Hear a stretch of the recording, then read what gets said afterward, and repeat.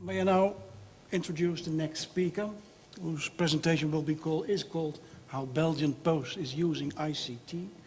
It's my pleasure to introduce Johan Vinckier.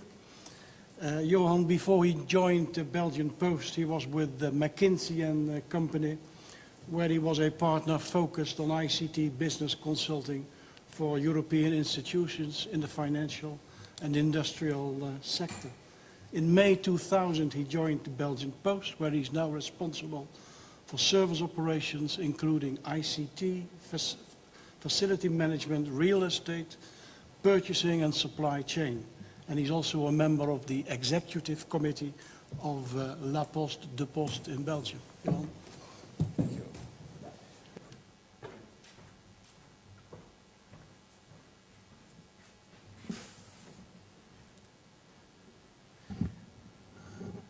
Well, we are waiting for the right slide. Thank you. Thank you very much for giving us the opportunity to talk here about one of the smaller players in postal industry, the Belgian Post, although you will notice that we are not that small. I will come back to that at the end. The Belgian Post has gone through quite a transformation the past years. I can say confidently a pretty impressive transformation. It's been the joint work of everybody within the Post, from the postman to management, from those who've been there for a long time to the new ones, and also from the collaboration between the business and ICT.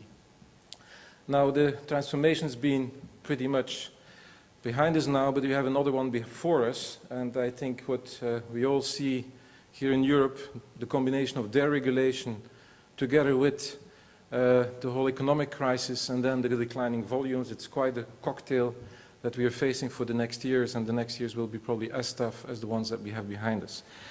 I will talk a bit about both. I will first introduce you with what the Belgian Post is all about, the journey we've gone through the past 5-6 years, and then what's ahead of us. Let me first introduce you who we are, about 32,000 people, 2.2 billion revenues. We have a normalized EBIT at the moment of 10%, which is very good compared to where we're coming from a negative one 5 years ago. We have 500 mail distribution offices, which will go down to about 120, 130 in the coming 3 years. 5 sorting centers, of which 4 are totally new since a couple of years. 1 has been completely redone. And our post offices, 950 versus 400 franchised postal points, and also there we are in the middle of a major shift. That number will be about equal for both, about 650 for each in the next year. So the Belgian Post is a company with very variable types of activities. We are a logistics company, mail, a national logistics company, we're an international mail company. We're also a bank and a retailer, a service provider of cash transactions at home. The Belgian government still asks us to pay pensions in cash at home at the moment. We're also in the electronic B2B, B2C. We're the provider of the electronic ID card in Belgium. So all these very different activities all have their very specific ICT needs and create a very cocktail of different challenges to meet. If you compare that to where we were in 2001, 2002, where we were losing money at that time, shrinking volume already from 3% per year, very low customer satisfaction. We were practically still a government department. We had just been transformed in 2000 into a normal company. And the ICT at that time was very limited. So from all that, we had to be transformed to a real out of that quasi-government monopoly and a no-nonsense company facing competition in a shrinking market. What was ICT at that moment? Well, basically it was 2 major BS2000 mainframe applications, one for the banking accounts and the other for the payroll. We had just shifted from a cash management system as a government institution to a ERP at the turning of the century.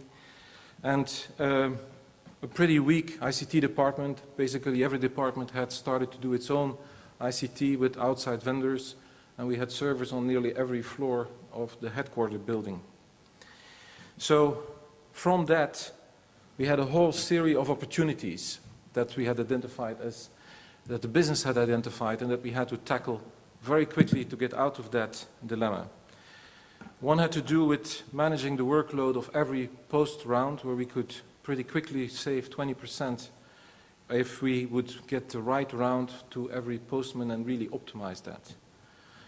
Second area was in the banking area, where we could realize a 20% savings by improving the whole chain and the teller operations in our branches. We still had to introduce track and trace to mail and parcels in a serious manner. Registered mail had no track and trace at that time, so we had to put a whole track and trace system in place. Correct billing, capturing volumes, all the mail that came in and making sure the customer got the right bill required a new platform for that part. And then tracking the mail within the sorting centers. In fact, at that time, we did not have any ICT in the mail process within the Belgian Post. So, at that moment, as you know, as was told, coming from a consulting background, we could say, great, we have a greenfield situation here. Now we can design this wonderful new ICT architecture that's coherent, that's going to be flexible, and is going to anticipate everything. Well, indeed, yes, if you would take the theory, you could say, let's go to the business and we're going to write a 5-year plan of all the changes that are going to happen. And we're going to transform that into an ICT roadmap and start to build it. That's the theory that we would have aspired, but it was not possible. There is reality versus that. You have to get things into place. There were benefits to capture very quickly. And it just was not possible, in fact, to get a business and ICT team together that would think immediately multi-channel, multi-product, multi-business process and bring all that. We had teams that could very well and very excellently capture benefits in each area, but you had to get them focused on one of these domains. Now, that did not mean that we were going to let ICT do whatever it wants. We took a balance at that moment, but we had to get an ICT in place that was what I would call a rapid deployment force that would make sure that we capture those benefits at the places that they were. Now, I said we did not go for a free-for-all. We did organize one central ICT department and one operations, one architecture, one customer database we were able to maintain. So there were a number of standards that we did set in that transformation journey. But at the same time, we had to leave room for flexibility. We created dedicated development teams for the different business units so that they were sure to capture the projects to build the systems that were needed. All that led to a really rapid transformation across the whole business of the Belgian Post, ranging from new products, in the new sorting centers, as I mentioned before. Also, our retail offices have been transformed to the new teller system, and the whole distribution collect also got supported by the correct systems. The results of this joint effort between ICT and business have been pretty impressive. We are profitable now. If you look at different indicators, our EBIT has gone from -4% to 10% now. That's an improvement of 14% in 5 years. Also, absenteeism has reduced. We still have a significant part of the employees who have a government status. The numbers are still high, but they have gone down significantly. Next day quality has gone up from 85% to 94%. The revenue has increased 50% over those 5 years. And customer satisfaction at the same time has gone up from 75% to 82%.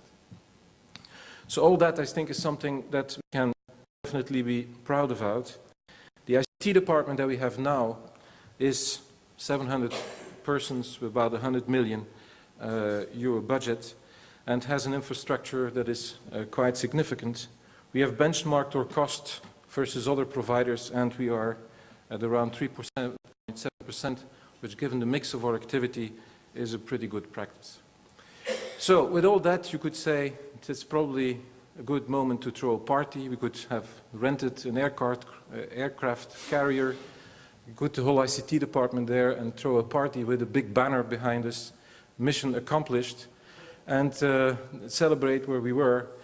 I can tell you, luckily, the CEO did not grant me the budget to do that. And in fact, the journey does not end. And very good we didn't throw a party like this, because we still have a big transformation ahead of us and things are changing. And ICT, in fact, has also to reinvent itself. Now, what's in front of us? Full liberalization by 2011, volumes decline, challenging economic times. All that together means looking very carefully at cost, making sure that we can further improve our EBIT, because we want, as a Belgian Post, reach a return on equity that is equal to the best run postal companies. We're getting close to that, but we are not yet. And even with the current economic environment, we still have set that goal, and we're confident to achieve it. Now, with that, the requests to the ICT are increasing significantly. There is increasing integration. One of the applications at the beginning, I mentioned the optimization of rounds. Well, when we first introduced it, it was a very local application, and basically the distribution office where we optimized the mail route locally for every postman. Today, that application has grown into an integrated component with nearly every other system within the Belgian Post. The sorting centers use that data to do the round sorting, the sequencing. The teller systems use it to sell a direct marketing distribution for a specific round in a specific community. So all that is an increased integration which really needs a very different type of ICT. More products, time to market is crucial. When we are in a free market, we will have to react much quicker, get new things out there when it's needed. Multi-channel, the electronic channel, we are present there too. The combining our offerings across all these channels is a clear challenge. Mobile devices, electronic document management, performance incident management, those are all challenges that we have. And it means, in fact, that we have to change that ICT from a rapid deployment force to a generalist army. We have to work on a whole bunch of other things now, integration, all the transformations that you have on the left to make that happen. And that is the journey that ICT is now in the middle of, because the rapid introduction we did create a number of challenges. And this is an interesting analysis that faced us with a reality that we had to address.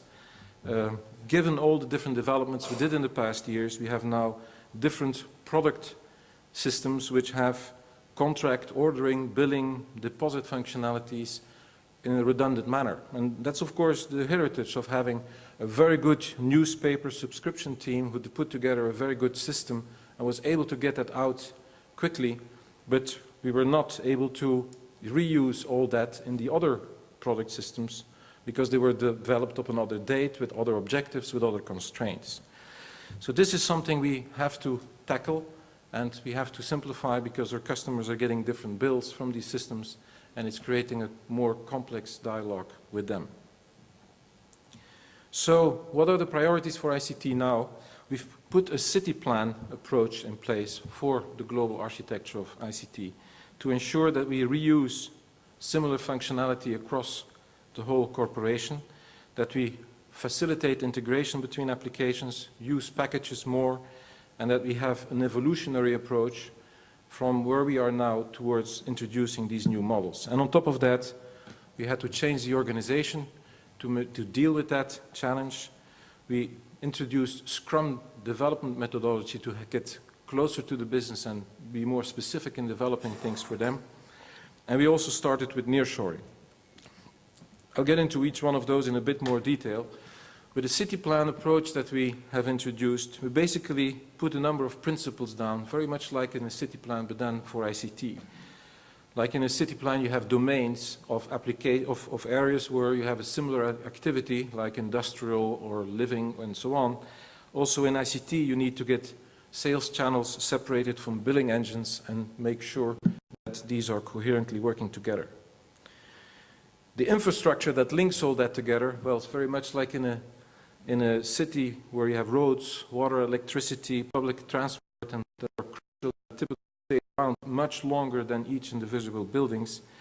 Also in ICT, there are master databases, data warehousing, and those kind of things that we are working on to make sure that they are reused across. And finally, we have to look very carefully how old and new assets coexist.